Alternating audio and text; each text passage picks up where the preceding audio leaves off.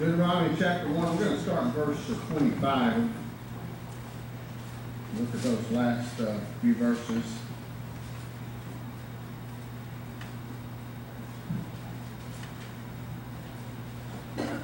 Sure appreciate Fred and James, right?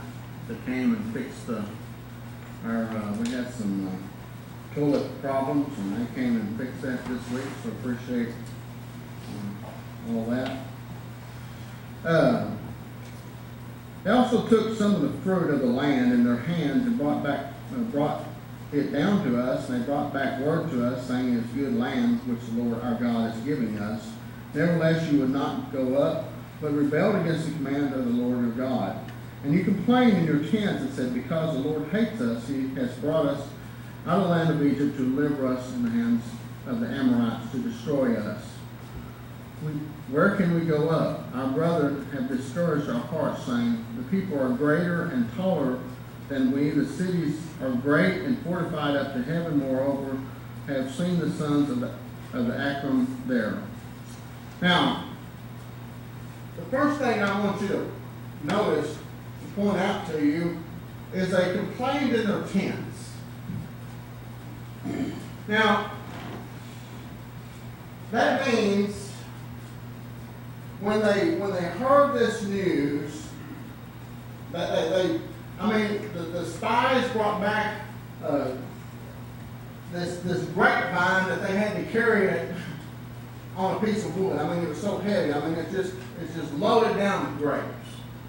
That they see what the land is producing, and they hear about how beautiful it is, but then the spies begin to tell them about the fortified cities and the giant people, the tall people, the ones who looked like giants to them. And so their hearts became discouraged, and so they go back to their tents and they begin to complain about what's going to happen. Hey, God brought us out here, and He's going to let people kill us, and it's going to be bad.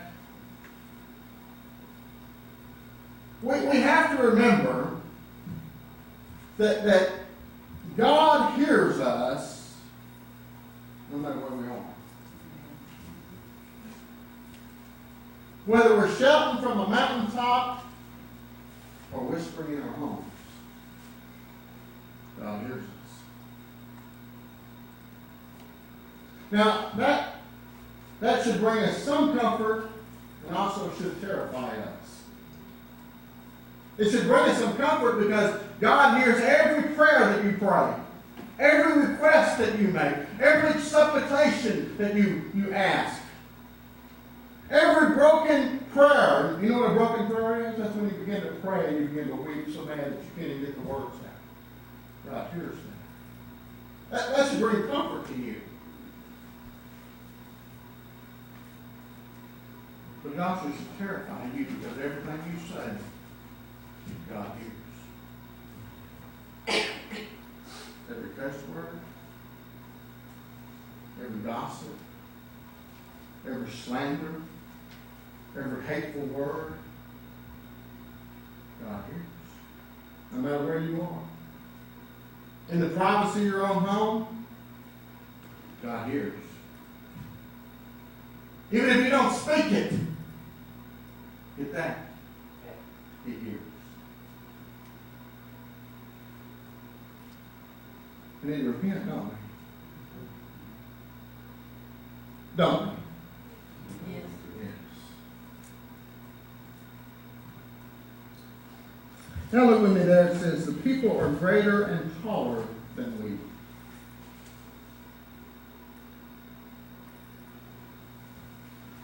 I read something this week, and then I lost it this morning. It just popped back in my head. Someone said, the reason there were giants in the promised land was to keep unbelievers out.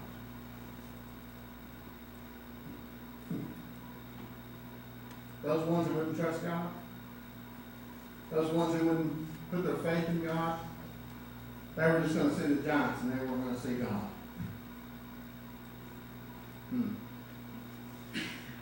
I wonder how many times we've let the giants keep us from the promises of God. Wonder how many times we've let the giants in our life keep us from getting what God wants us to have.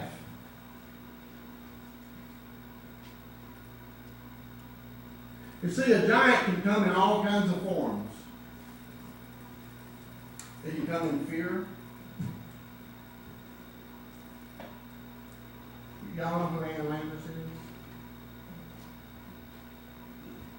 She said the most letters that she ever got about a certain concern always included fear. People are afraid. So that can be your giant. That can be your giant, that you're fearful of what's going to happen. You're fearful of what could take place. You're fearful of what could happen at work, or what could happen in your marriage, or what could happen in a relationship, or what could happen to your children, or what could happen to you. You're fearful, and that giant is standing before you.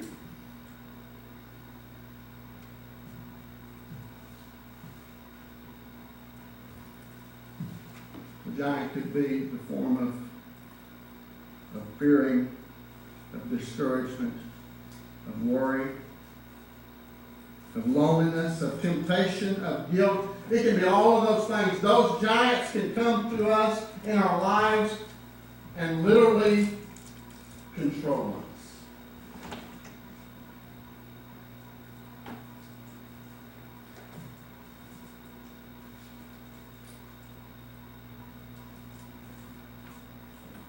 We need to quit comparing how little we feel to how big our giant is. And start comparing how little our giant is compared to our God. Amen?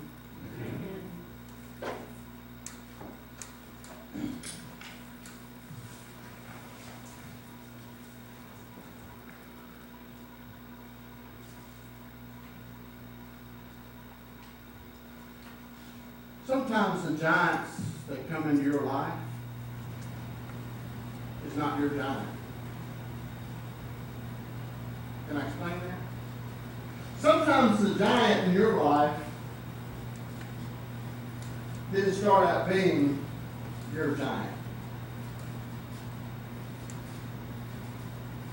When David went to take food to his brothers, he was supposed to take food to his brothers, and he was supposed to bring back a report of how the battle was going. So he gets there, and the brothers, like most families, begin to mock him.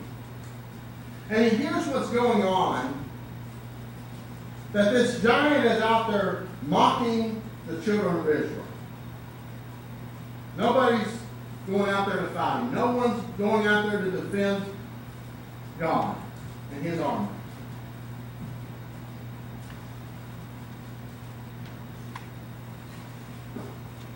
This wasn't David's battle. This wasn't David's giant. He's not a soldier. He's a shepherd. He's not a man. He's a boy. You get that? This wasn't his fight. This was supposed to be the army's fight.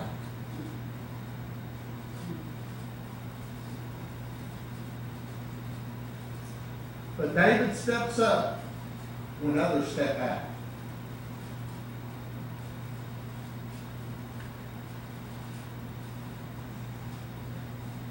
He steps up to oppose the giant, to intervene for his brothers. Not only his brothers that are kin to him, but his brothers of Israel. He steps up and takes on this giant.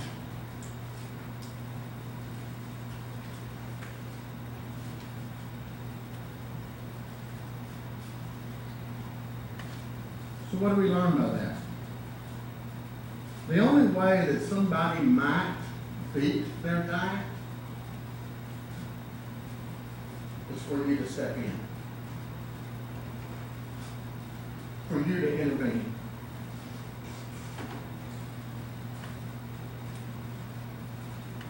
See, they may have a giant that is controlling them. They may have a giant that has got them in fear. They may have a giant that separated them from their loved ones and condemned them and done all kinds of things. But you might be able to step in and intervene.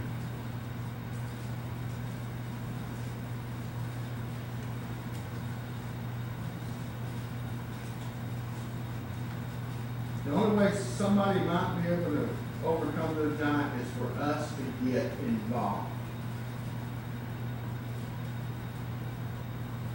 Now, David could have went home. He could have turned his back,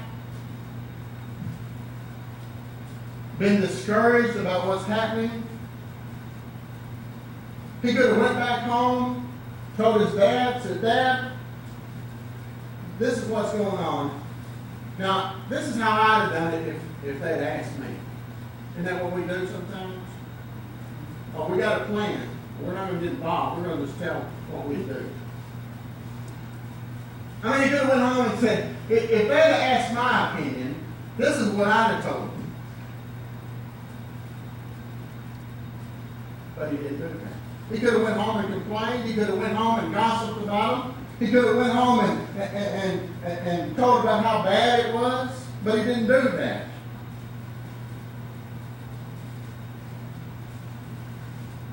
After he kind of griped them out and said, "Hey, why ain't y'all doing something?" He said, "I'll go out fighting."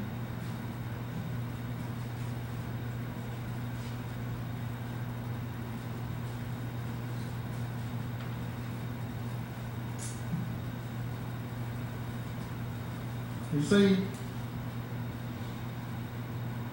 the problem with us sometimes is when somebody's getting attacked,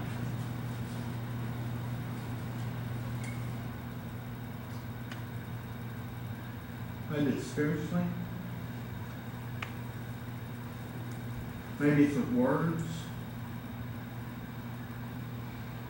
it might be at the job, it might be at home, it might be within our family. When people are getting attacked, we walk away. We walk away. It's easier, isn't it, to not get involved.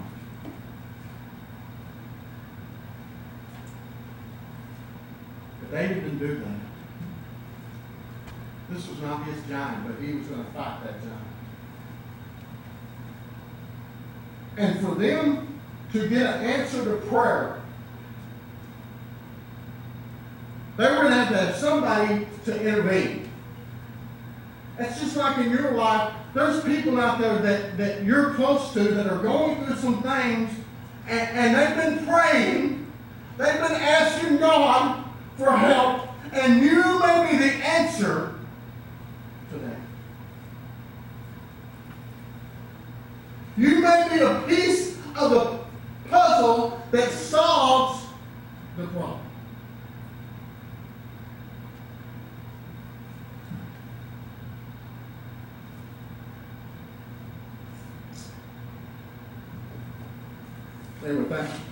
They were just so afraid.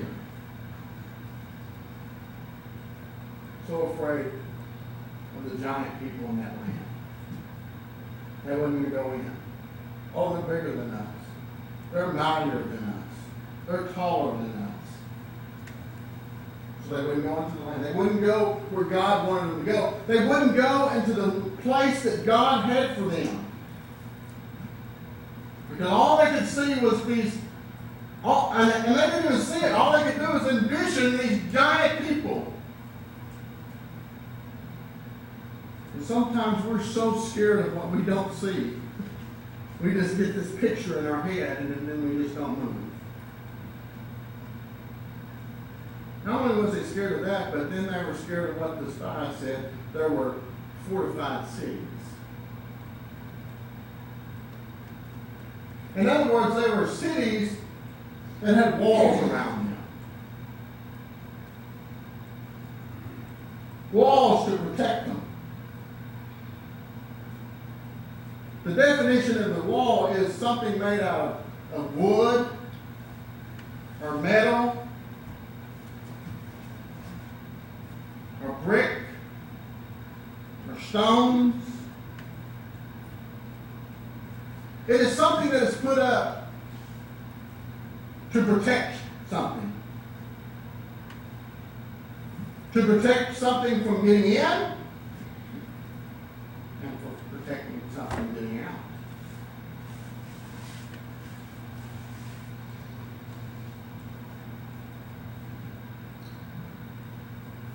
A wall is used to divide. A wall is used to separate. A wall is used to keep out. A wall is used to keep in. A wall is used to limit. A wall is used to restrict.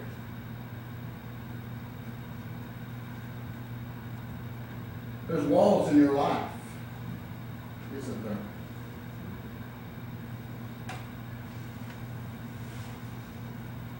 You ever heard the saying, beating your head against the wall? Sometimes that's what we do. We run up against something that we can't break through.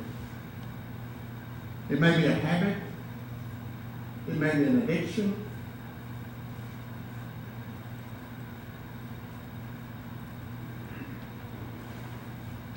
It may be a lot of different things, but you can't break through it. It's a wall there.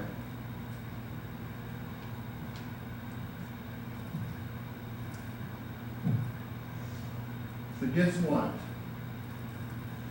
When I read the story about the walls of Jericho, guess what? When they first went into the promised land, guess what city they ran into? Jericho. A fortified city. A city with walls. That's the first obstacle in the promised land. And guess what? Those walls didn't come down overnight. And the walls in your life may not come down overnight. That's supposed to encourage you.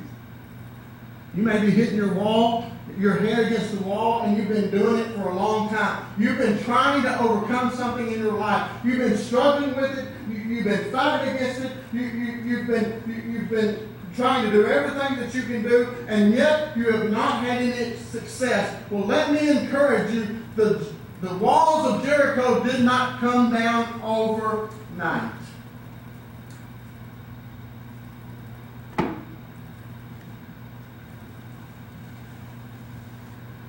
Seven days they marched around that city. 7 days they marched around that fortified wall, that fortified city. 7 days they marched around it. 7 days they were silent. For 6 days they were silent, and on the 7th day they made a noise. But for 7 days, they did what God told them to do. And look at the result. The walls fell. Crumbled to the ground. Where they could just step over it and take the city.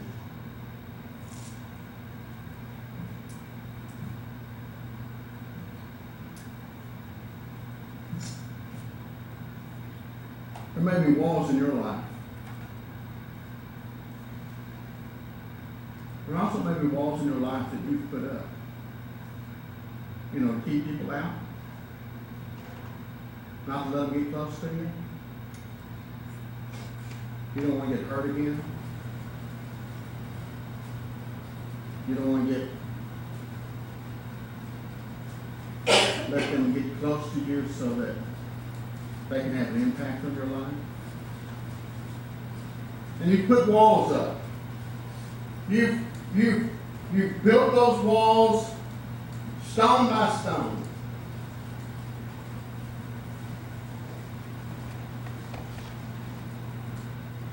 today you may need to tear those walls down. And let me tell you why you may need to tear those walls down. Because the wall separates you from somebody. And like I said, you may be the answer to somebody's prayer, but if you build a wall between you and them, and I don't care what they've done to you, I don't care what they've said to you or how they mistreated you, I want to impress upon you today that you need to tear that wall down, because you may be the answer to their prayer. And guess what? They may be the answer to your prayer. And if you've got a wall put up, you're not going to receive it.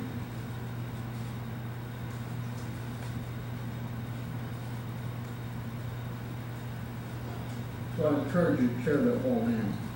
Because see, you never know who God's going to use to answer your prayer.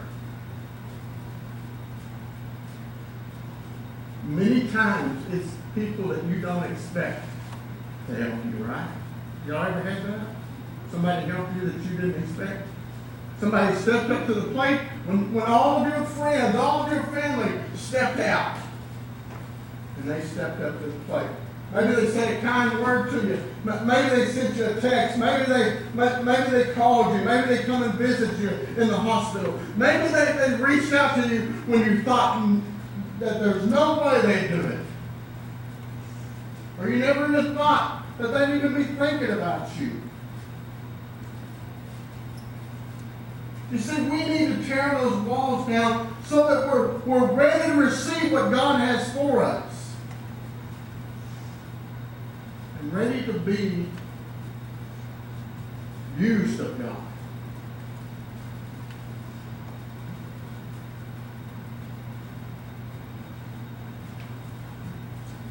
Man.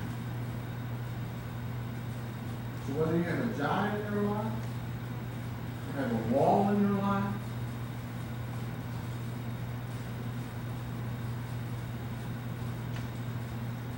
God can overcome that if you're let Him. God will help you be victorious if you let Him. God will let you be the answer to somebody's prayer if you'll let Him.